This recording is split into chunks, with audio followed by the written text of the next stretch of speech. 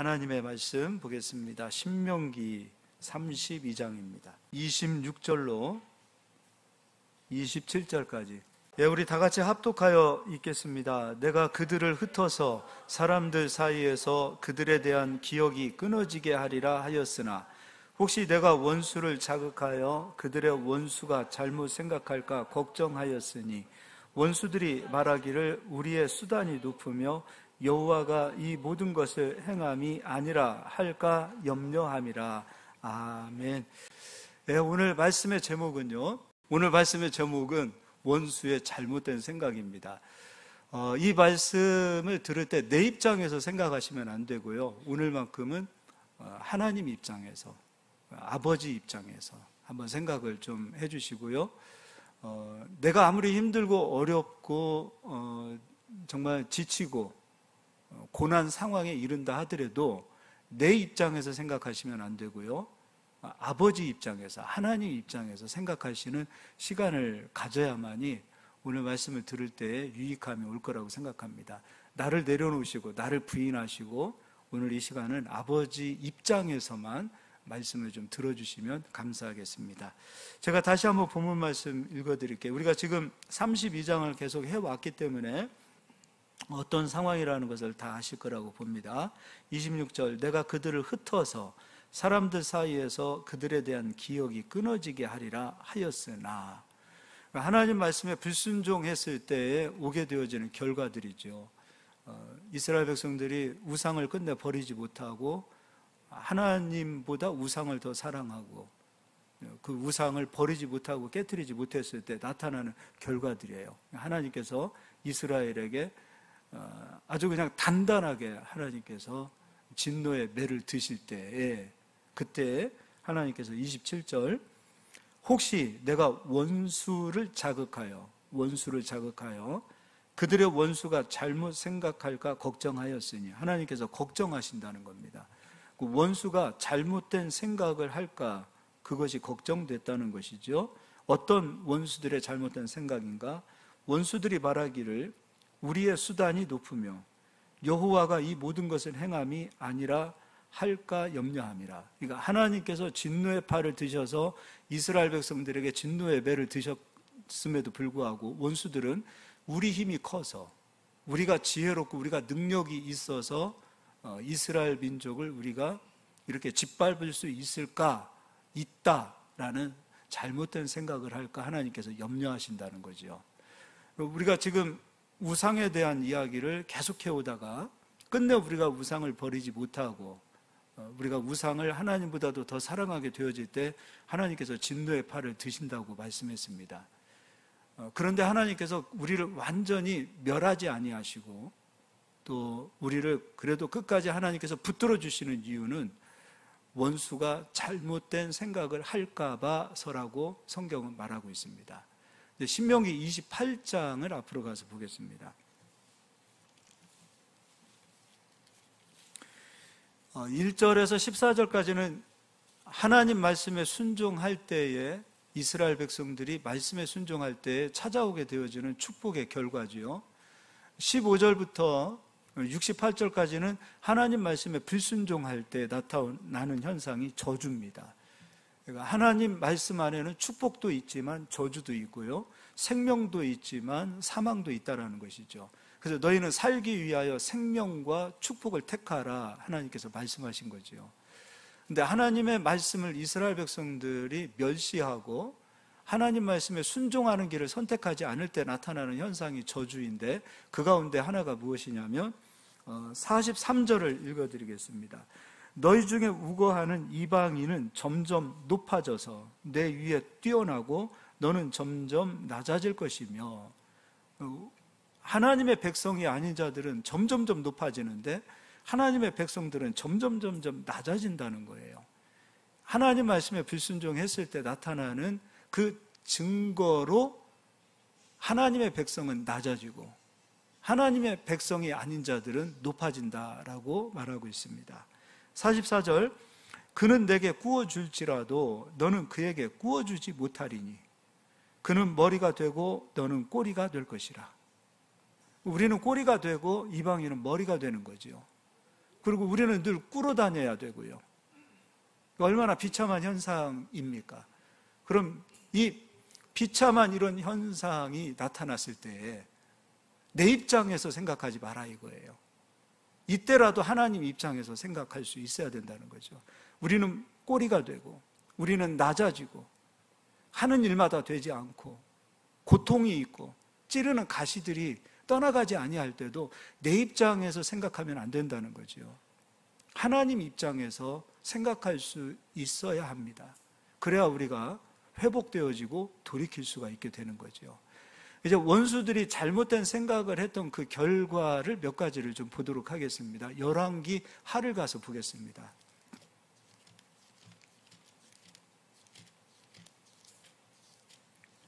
열왕기하 18장입니다.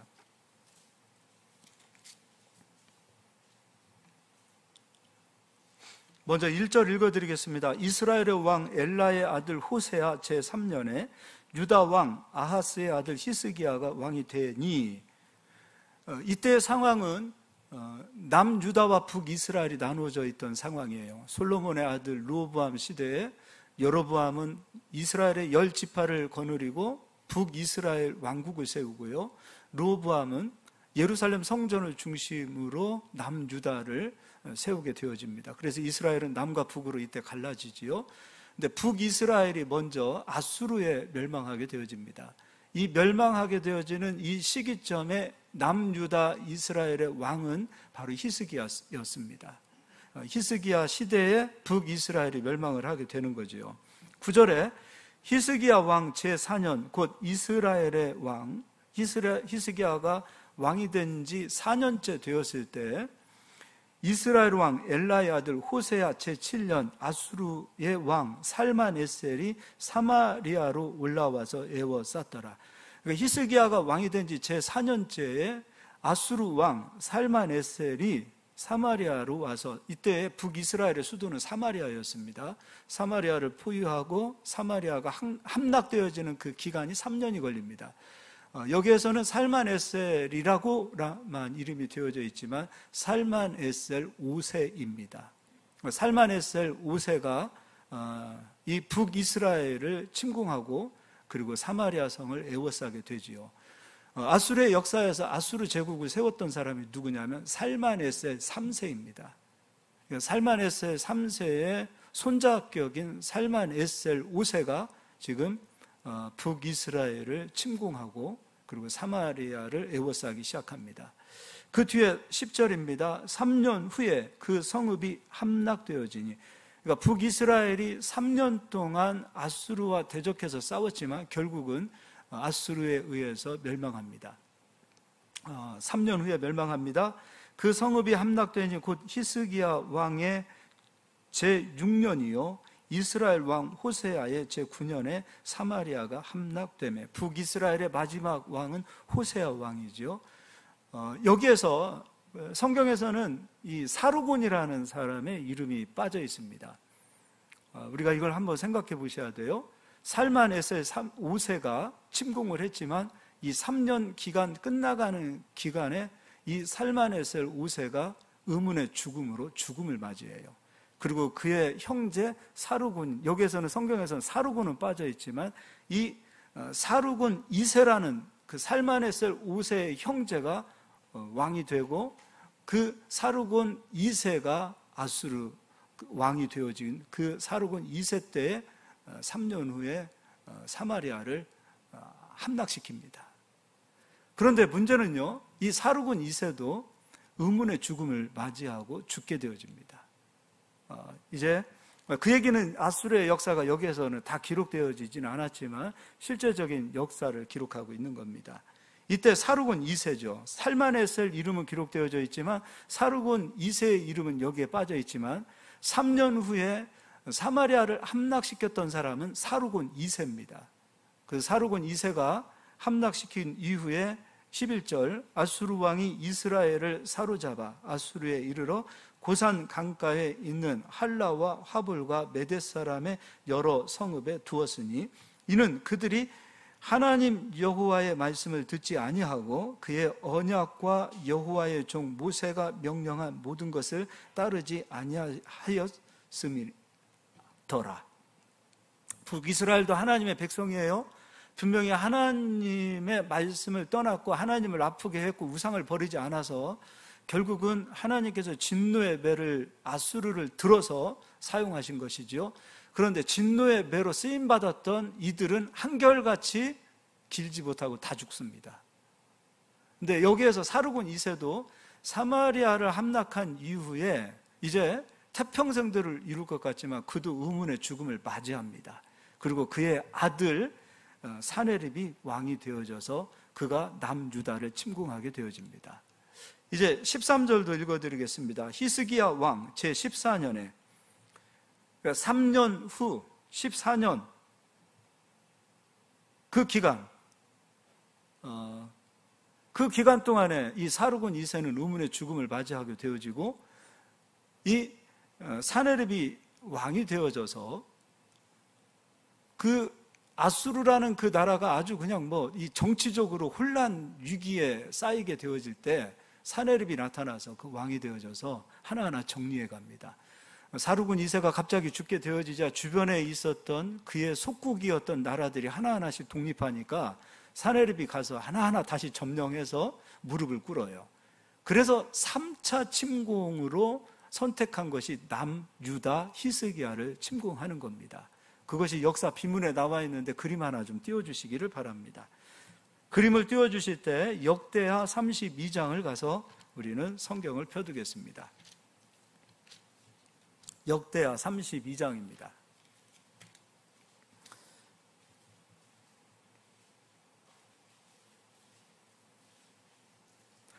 유다 침공을 했던 3차 침공을 했던 사네립이 유다를 침공했을 때의 역사적인 그 돌, 지금 저게 지금 다 글로 기록되어진 거예요. 자세하게 남유다를 침공했을 때 그 상황, 사네립이 침공을 했던 그 상황을 하나하나 역사적인 그 글 내용이 저기에 기록이 되어져 있는 모습을 보게 됩니다. 역사적인 사실이라는 거죠. 자, 이제 다시 역대하를 찾아서 보여주도록 하겠습니다. 역대하 32장 1절을 제가 읽어드리겠습니다. 이 모든 충성된 일을 한 후에 이 히스기야가 충성된 일을 한 거예요. 아수르 왕 사네립이 유다에 들어와서 견고한 성읍들을 향하여 진을 치고 쳐서 점령하고자 한지라. 이때 사네립이 남유다를 침공했을 때 왕 이름은 히스기야입니다. 그때 이 사네립이 이스라엘을 조롱하고 하나님의 영광을 조롱하는 글들을 한번 제가 읽어드리겠습니다. 9절부터 읽어드리겠습니다. 그 후에 아수르 왕 사네립이 그의 온 군대를 거느리고 라기스를 치며 그의 신하들을 예루살렘에 보내어 유다 왕 히스기야와 예루살렘에 있는 유다 무리에게 말하여 이르기를 아수르 왕 사네립은 이같이 말하노라. 너희가 예루살렘에 에워싸여 있으면서 무엇을 의뢰하느냐? 히스기야가 너희를 꾀어 이르기를 우리 하나님 여호와께서 우리를 아수르 왕의 손에서 건져내시리라 하거니와 이 어찌 너희를 주림과 목마름으로 죽게 함이 아니냐? 이 히스기야가 여호와의 산당들과 제단들을 제거하여 버리고 유다와 예루살렘에 명령하여 이르기를 너희는 다만 한 제단 앞에서 예배하고 그 위에 분향하라 하지 아니하였느냐? 나와 내 조상들이 이방 모든 백성들에게 행한 것을 너희가 알지 못하느냐? 모든 나라의 신들이 능히 그들의 땅을 내 손에서 건져낼 수 있었느냐? 이스라엘을 지키는 하나님을 세상 이방 신들과 같은 신격으로 지금 사네립이 말하고 있어요. 어느 민족도 그 민족들을 그들의 신이 지켜내지 못했다. 나는 어느 민족의 신보다 강한 사람이다라고 사네립이 자신 있게 이야기하고 있어요. 그런데 하나님께서는 지금 아수르를 막대기로 사용하고 계시는 거예요. 이스라엘을 막대기로 쓰임받는 그 왕들의 순서들을 하나씩 이렇게 보자고요. 살마네셀 5세도 그렇지요. 사르곤 2세도 그렇지요.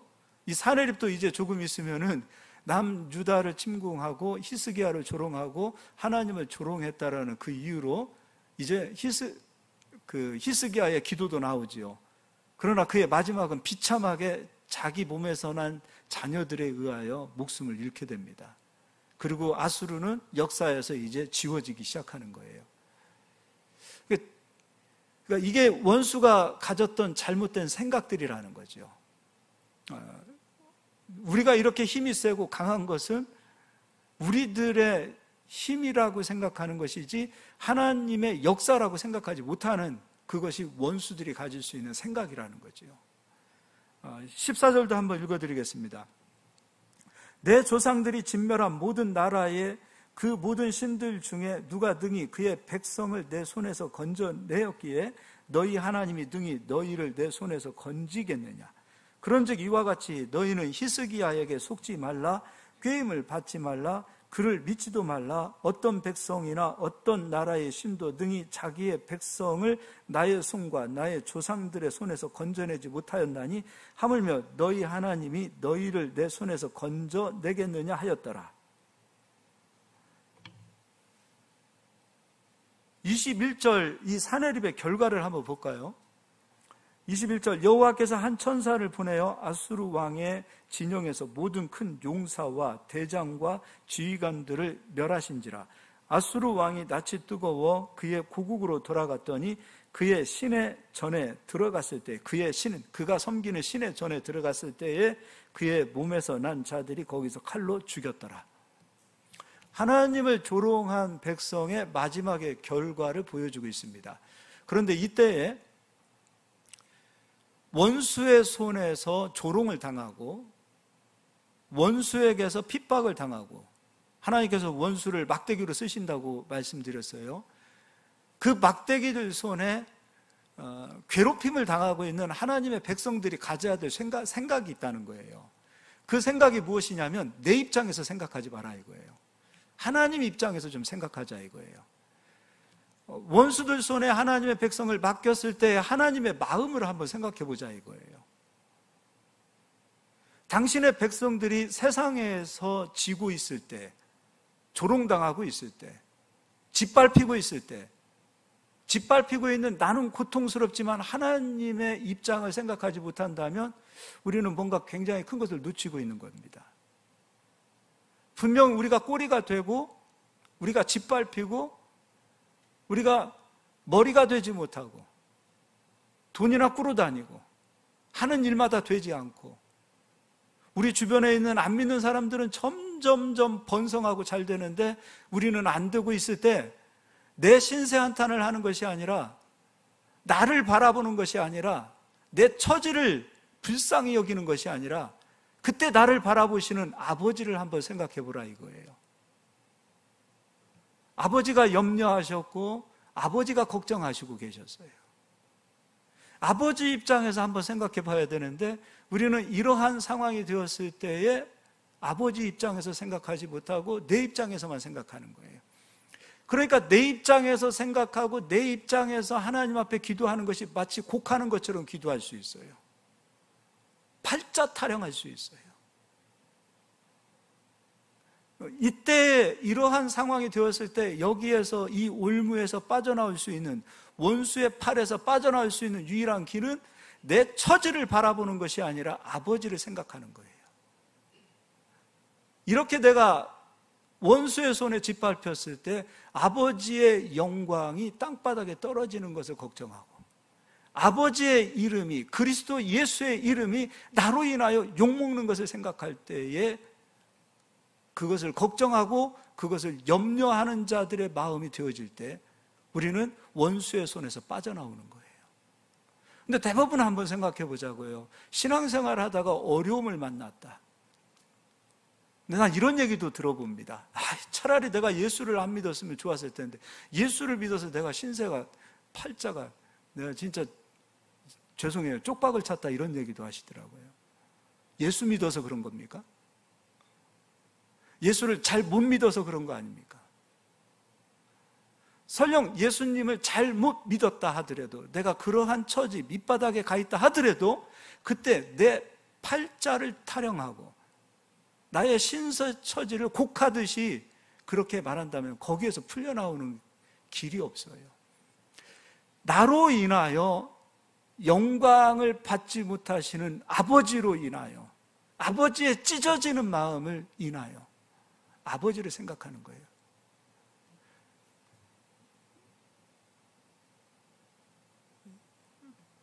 게으른 소가 하도 말을 안 듣길래 주인이 그 게으른 소 귀에 가서 너 안 되겠다, 너 개척해야 되겠다 그랬더니 몸이 부서지도록 일을 하더래요. 게으른 소도 개척이 힘들다 하는 것을 아는 거죠. 교회들 요즘 어렵죠. 우리 교회도 개척해서 여기까지 왔지만 지금이라고 뭐 어렵지 않은 일은 없다고 생각합니다. 항상 우리의 문제는 어려움들이 있을 수 있다고 생각해요.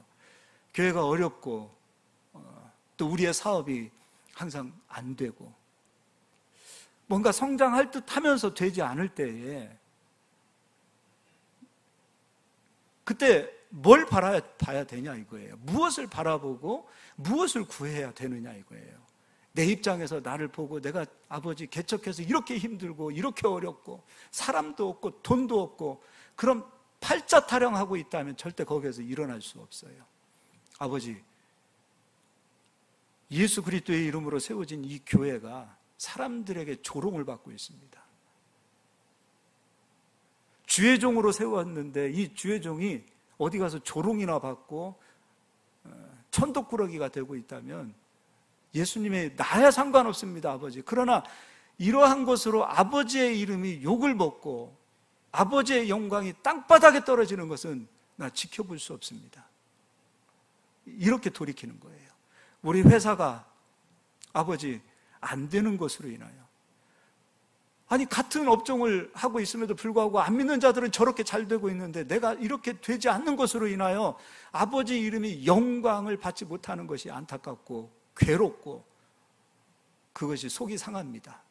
이 마음을 가져야 거기에서 풀려날 수 있어요. 이거 굉장히 중요한 거예요. 지난 시간에도 제가 이런 관점에서 말씀을 설명해 드렸죠. 우리는 이러한 현실에서 자꾸 나를 보는 겁니다. 나로 인하여 속상해 하실 아버지를 생각하는 거예요. 아버지, 나로 인하여 아버지가 가슴 폈으면 좋겠습니다.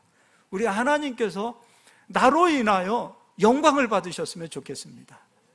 이러한 몸부림이 있어야 된다고 저는 생각합니다. 그리고 성경은 말하고 있습니다.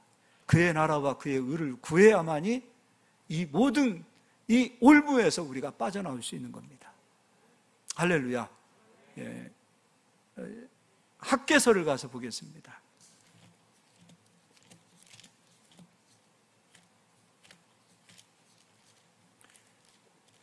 구약 성경 마지막이 말라기죠. 말라기 앞에 스가랴, 스가랴 앞에 학개서입니다. 학개, 스가랴, 말라기 이렇게 되어져 있습니다. 학개서 1장 2절부터 읽어드리겠습니다. 만군의 여호와가 이같이 말하여 이르노라. 이 백성이 말하기를 여호와의 전을 건축할 시기가 이르지 아니하였다 하느니라. 여호와의 말씀이 선지자 학개에게 임하여 이르시되 이 성전이 황폐하였거늘 너희가 이때에 판벽한 집에 거주하는 것이 옳으냐. 그러므로 이제 만군의 여호와가 이같이 말하노니 너희는 너희의 행위를 살필지니라. 원어에는요, 너희들의 지갑을 한번 살펴보라 이거예요. 너희들의 가정의 삶을 한번 살펴보라 이거죠. 돌이켜보라 이거죠. 이 상황이 어떤 상황입니까? 바벨론 포로를 마치고 돌아온 이스라엘 백성입니다. 하나님께서 그들에게 자유를 선포하셨고 그들을 데려다가 다시 예루살렘 이스라엘 땅에 그들을 세워두셨습니다. 이들의 관심사는 그의 나라와 그의 의가 아니었어요. 포로가 되었던 상황에서 자유가 찾아왔습니다. 그리고 자유의 땅에 다시 돌아왔습니다. 이들은 하나님 전에 관심이 없었어요. 자기 집 짓는 데 관심을 더 가졌습니다. 그때 하나님께서 말씀하시는 거예요. 너희가 너희 집에 그의 나라와 그의 의를 먼저 구하지 아니하고 너희 집을 구하고 너희 것을 먼저 구하는 상황에서 너희들의 행위를 살펴보라 이거예요. 너희가 씨를 뿌렸지만 열매를 얻었니? 그 얘기를 하고 계세요. 그러니까 이들은 아직도 자기 처지를 생각하는 사람이지 하나님을 생각하지 않는 사람들이 되어진 상황인 거죠. 6절 너희가 많이 뿌릴지라도 수확이 적으며 먹을지라도 배부르지 못하며 마실지라도 흡족하지 못하며 입어도 따뜻하지 못하며 일꾼이 싹을 받아도 그것을 구멍 뚫어진 전대에 넣음이 되느니라. 만군의 여호와가 말하노니 너희는 자기의 행위를 살필지니라. 다시 한번 반복하시죠. 너희의 행위를 살필지니라. 돌이켜보라는 거죠. 너희는 산에 올라가서 나무를 가져다가 성전을 건축하라. 그리하면 내가 그것으로 말미암아 기뻐하고 또 영광을 얻으리라. 여호와가 말하였느니라. 너희가 많은 것을 팔았으나 도리어 적었고 너희가 그것을 집으로 가져갔으나 내가 풀어버렸느니라. 만군의 여호와가 말하노라. 이것이 무슨 까닭이냐? 내 집은 황폐하였으되 너희는 각각 자기의 집을 짓기 위하여 빨랐음이라. 그러므로 너희로 말미암아 하늘은 이슬을 그쳤고 땅은 산물을 그쳤으며 내가 이 땅과 산과 곡물과 새 포도주와 기름과 땅의 모든 소산과 사람과 가축과 손으로 수고하는 모든 일에 한죄를 들게 하였느니라. 이들의 관심사는 하나님에게 있지 않아요. 하나님의 마음에는 없어요. 오직 자기 관심사에 있어요. 자기 집 짓기에 빨랐고 자기 사업에 빨랐던 이스라엘 백성들의 마음, 여기에서는 이 원수의 손에서 풀려날 길이 없어요. 예수님께서 우리에게 가르쳐 주신 기도 가운데 핵심이 뭡니까? 너희는 먼저 그의 나라와 그의 의를 구하라는 거예요. 그런데 우리가 어렵다 보면 하나님을 보기보다는 그 어려움 때문에 자기를 더 보는 거예요. 꼬리가 되어지고 짓밟히는 인생을 살게 되어지면 이상하게 하나님을 보지 못해요. 그리고 자기를 보는 거예요. 자기 신세 한탄을 하는 거예요. 그리고 부모님 탓하는 거예요. 세상 탓하는 거예요. 정치하는 사람들 탓하는 거예요. 세상을 탓하는 그런 철부지의 모습으로 돌아가는 거예요.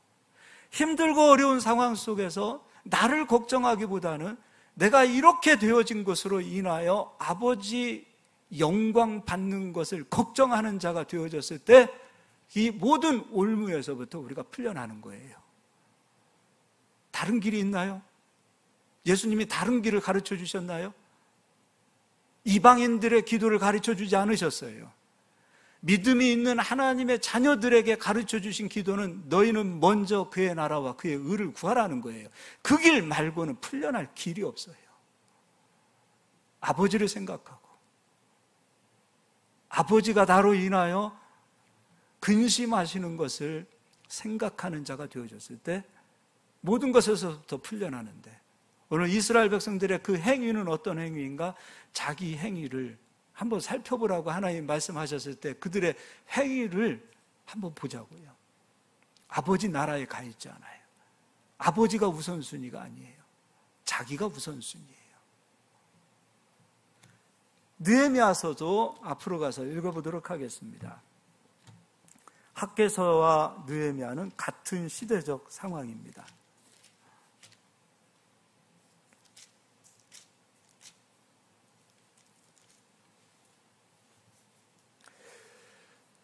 성전을 이제 건축하고요, 성벽을 느헤미야와 이스라엘 백성들이 이제 완공을 했어요.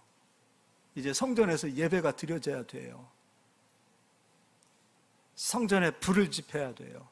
성전을 살려야 돼요. 그래서 느헤미야가 이렇게 선포합니다. 이제 우리 정신 차리고 하나님 떠나지 말고 이 성전에 불을 꺼트리지 말자. 다시는 이 성전이 이방인들의 손에 짓밟히지 말자. 그렇게 선포하고 성전에 채워야 할 것들을 말하고 있습니다. 무엇을 채워야 하는가 보도록 하겠습니다.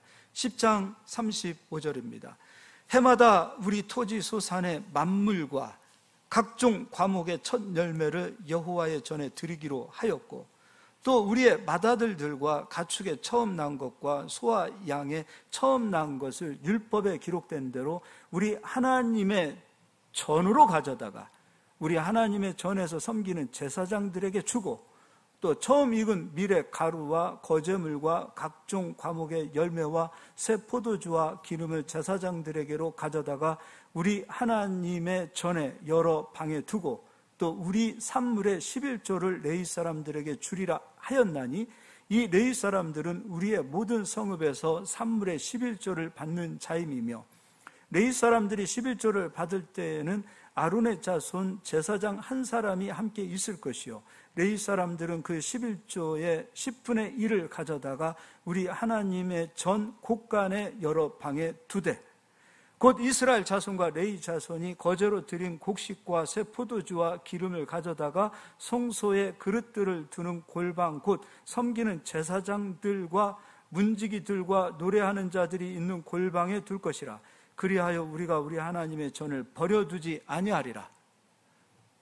성전을 건축하고 그 성전의 불이 다시 꺼지지 아니하고 이방인 손에 이 성전이 짓밟히지 않는 길이 무엇인가? 바로 이스라엘 백성들에게 요구하는 처음 것이었어요.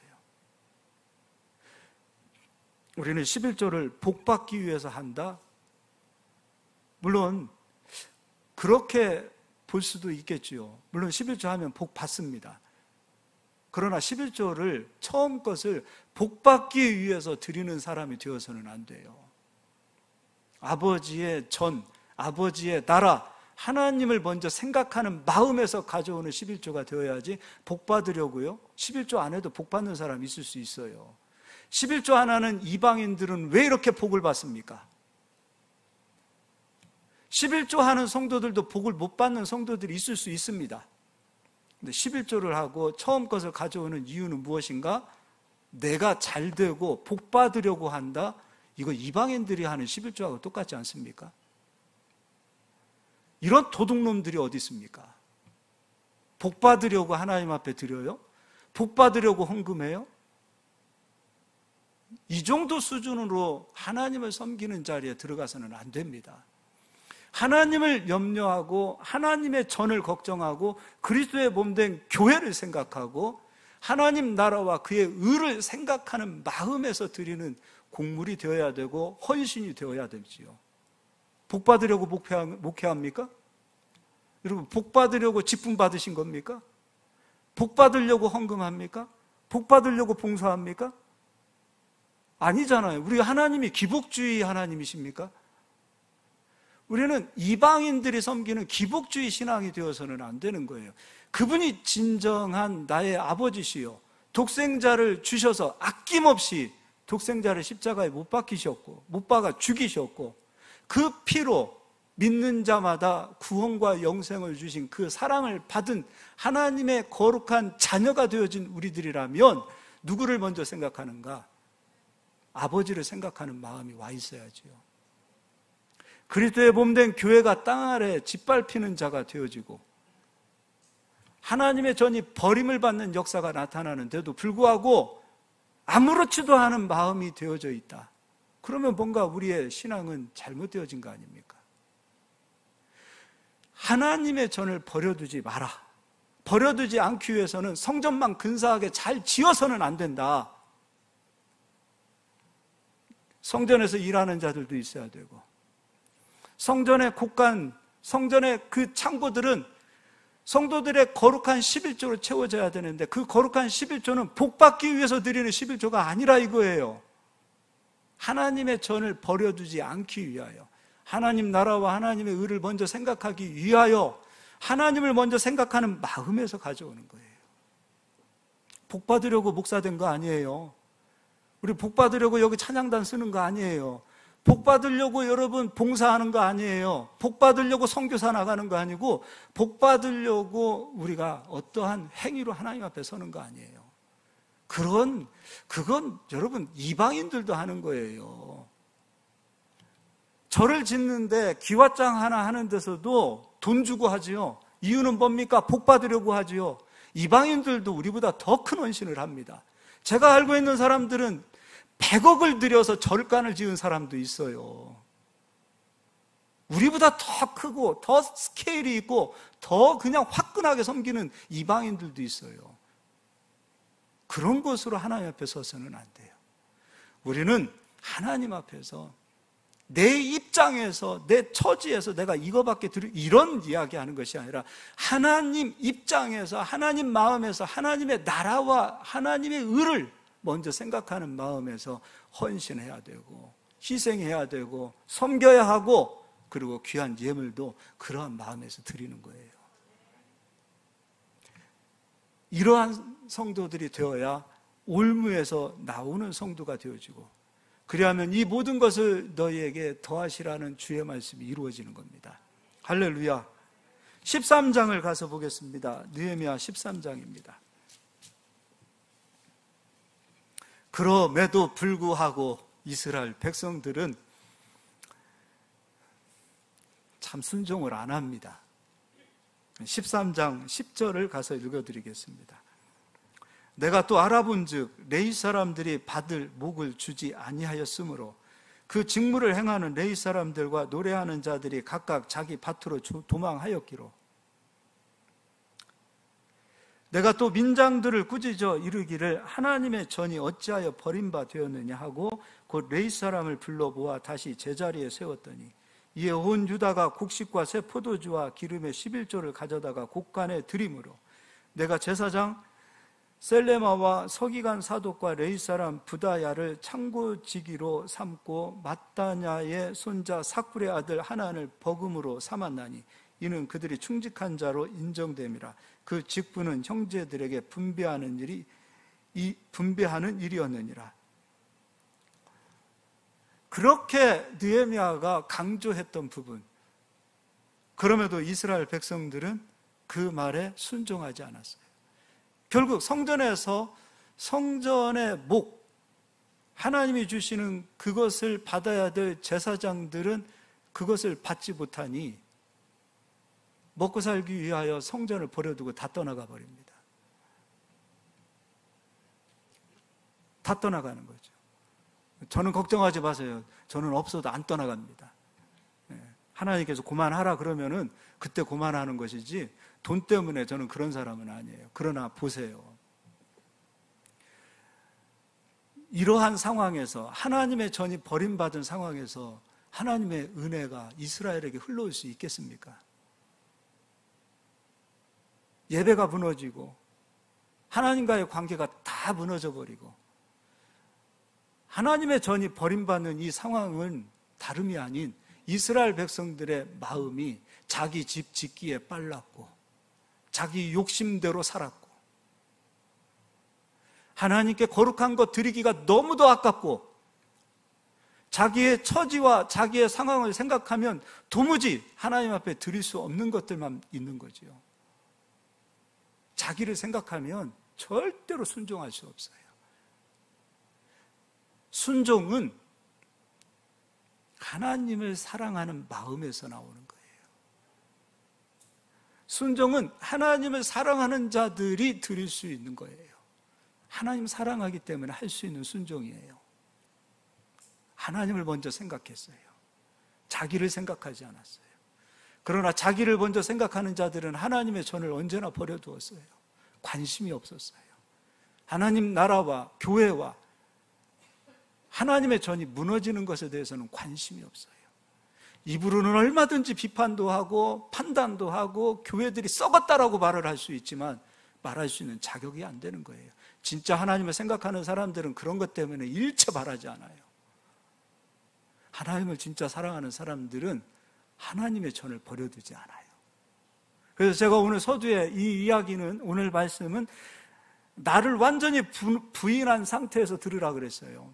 하나님 입장에서만 한번 생각해 보자고요. 하나님이 염려하시고 하나님이 걱정하신 것에 대해서 한번 생각해 보자 이거예요. 내 걱정, 내 염려, 내 처지, 내 상황 다 내려놓고 하나님 입장에서만 한번 생각해 보자고요. 내 입장에서 생각하면 절대로 하나님 말씀에 순종할 수 없어요. 하나님 나라와 의는 언제나 뒷전입니다. 언제나 나의 삶, 내 처해져 있는 내 삶이 우선순위가 되지 하나님 나라는 언제나 뒷전이 되는 거예요. 어떻게 그런데 순종할 수 있습니까? 쟁기가는 자가 뒤돌아보고 어떻게 순종하고 주님을 따라갈 수 있겠습니까? 우리는 다 주님 부르심을 받은 쟁기를 잡고 가는 자들 아닙니까? 근데 늘 자기를 보고 가는 거예요. 자기를 바라보고 가는 거예요. 그러니 어떻게 가겠어요? 어떻게 주님 말씀 순종하고 따라가겠어요? 우리는 다 쟁기 잡고 따라가야 될 자들이에요. 예수님이 앞에서 이끌고 가면 우리는 쟁기를 잡고 따라가야 될 자들인데, 뒤도 봐야 되고 옆도 봐야 되고 자기도 돌아봐야 되고 못 따라가는 거죠. 그래서 아버지를 따라가는 데 있어서, 예수님을 따라가는 데 있어서 예수님께서 항상 하셨던 말씀이 자기를 부인해야 나를 따라올 수 있다 그랬어요. 우리는 우리를 부인하고 주님을 시인하고 우리 걱정을 먼저 하는 것이 아니라 주님 걱정을 먼저 하고 따라갈 수 있어야 돼요. 주님 걱정 먼저 하는 자들이 성도 아닙니까? 이들이 하나님의 나라를 세우는 거 아닙니까? 이런 상황이 되었을 때 진정한 부흥의 역사가 나타난다고 할 수 있어요. 사람 숫자가 많아지는 것이 부흥이 아니에요. 하나님을 걱정하고 하나님의 나라를 생각하고 하나님을 먼저 생각하는 그러한 성도들이 세워지는 그것을 가리켜서 부흥이라고 말할 수 있어요. 저는 이 부흥이 우리들의 심령 가운데 다시 살아나기를 예수의 이름으로 축원합니다. 여호수아 7장 9절을 앞으로 가서 읽어보겠습니다.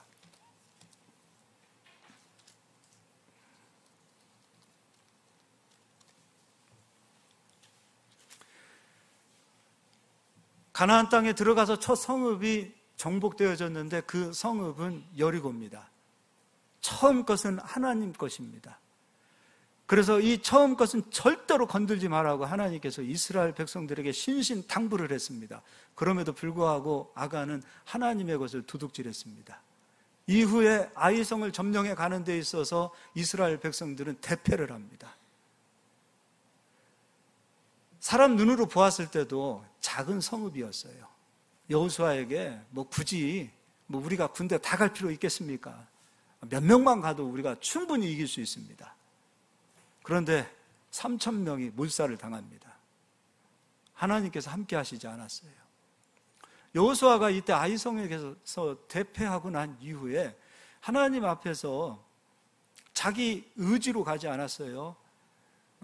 자기 힘으로 가지 않았어요. 하나님 앞에서 기도하기 시작해요. 근데 여호수아가 무엇을 기도하냐면, 하나님, 우리 처지를 보세요. 우리가 지금 진멸당했습니다. 창피합니다. 자기 입장에서 생각하지 않아요. 이스라엘 백성들이 이방인 손에 대패를 했을 때, 짓밟혔을 때, 꼬리가 되었을 때 여호수아가 걱정했던 것은 우리를 걱정한 것이 아니라, 자기를 걱정한 것이 아니라, 자기의 명예를 걱정한 것이 아니라 하나님 영광을 걱정했어요. 그것이 바로 세상에서 승리하는 비결인데, 세상에서 이길 수 있는 승리는 예수 그리스도를 걱정하고 나가는 거예요. 나를 먼저 염려하는 것이 아니라 예수 그리스도의 이름이 욕먹는 것을 먼저 생각하고 가는 거예요. 여호수아가 그 기도를 드려요. 이제 9절부터 읽어드리겠습니다.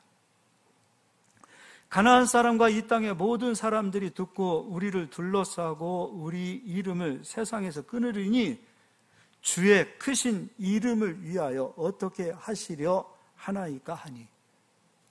우리가 이렇게 이방인 손에서 패했습니다. 하나님, 우리로 인하여 주의 이름이 땅바닥에 떨어지는 것은 어떻게 하시려겠습니까? 이게 여호수아가 드렸던 기도예요. 그 드리는 기도 들으시고 아버지께서는 바로 말씀하세요. 이제 일어나자, 가자. 그만 기도해도 돼. 진짜 살아있는 생명의 기도를 드린 거죠. 자기를 걱정하지 않았어요. 우리가 무시당하고 창피함 당하고 우리를 걱정하지 않았어요. 아버지 이름을 걱정했어요. 그때 아버지께서 10절 여호와께서 여호수아에게 이르시되 일어나라. 어찌하여 이렇게 엎드렸느냐. 우리도 이랬으면 좋겠어요. 우리의 기도가 좀 이방인들이 하는 기도가 아니라 주님 가르쳐 주신 그 기도를 드리고요, 그의 나라와 그의 의를 먼저 생각하고 구하는 기도를 드리고, 그때 우리 아버지께서 이제 일어나자, 가자, 내가 도와줄게, 내가 함께 해줄게, 내가 너 사랑하지 않니? 가자. 이런 기도를 드리는 저희들이 됐으면 좋겠어요. 예. 예수님이 우리에게 가르쳐 주신 기도를 한번 읽어보겠습니다. 마태복음입니다.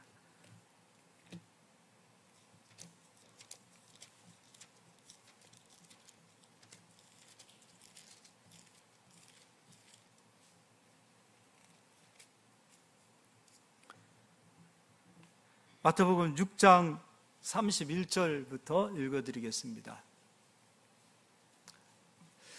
이 주일날 듣는 설교 시간이 한 40분, 50분 됩니다. 40분, 50분 정도 되는데 여기에 예화 한 5분 들어가고 간증 한 5분 들어가고 뭐 다른 사람 이야기들 한 5분 들어가고 그러면